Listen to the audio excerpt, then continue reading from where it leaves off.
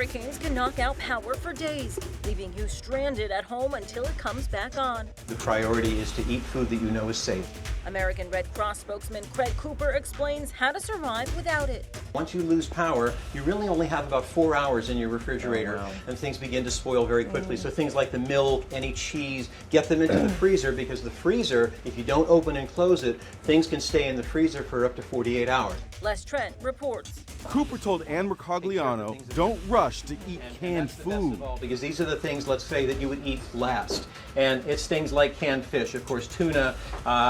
Oh, you're a fan of sardines, good for you. So that's the type of thing that you can just open up the can and eat.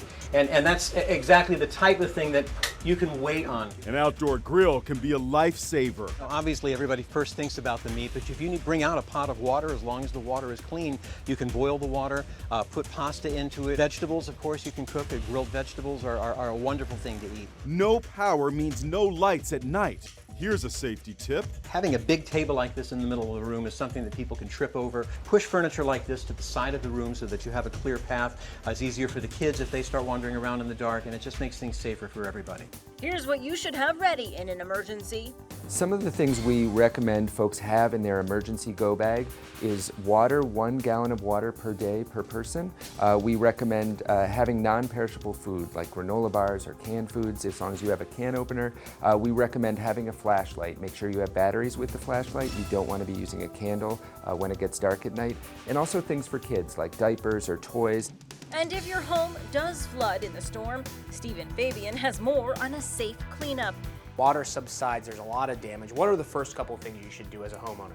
The first thing you should remember is that mold can grow in 24 to 48 hours, so you want to get any materials that are soaked and wet, like rugs, out of the house, sofas, anything like that. And then what I would do is open up windows, like the windows behind me. I would turn on any fan that's available just to get ventilation and air flowing. Megan Tedonio of RTK Environmental Group in New York says electrical appliances need to be treated with extreme care. You don't want to enter the room or the house unless your electricity is turned off.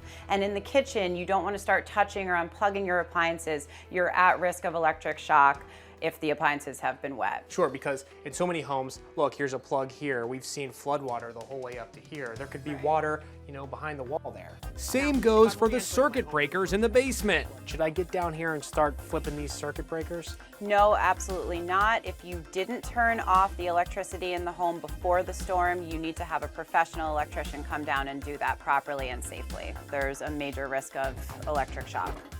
And our expert says be careful how you deal with water-damaged walls. You don't want to just start ripping out the ceiling or wall materials right away. Older homes could have lead or asbestos, and that would be detrimental to your health. Right, so right here, looks like some water damage from a previous storm, right? What do you do if you find something like this? You would want to have a contractor come in. There's equipment like moisture meters. There are infrared cameras where they can see if there's water behind that surface. Tips to stay safe and full during a hurricane.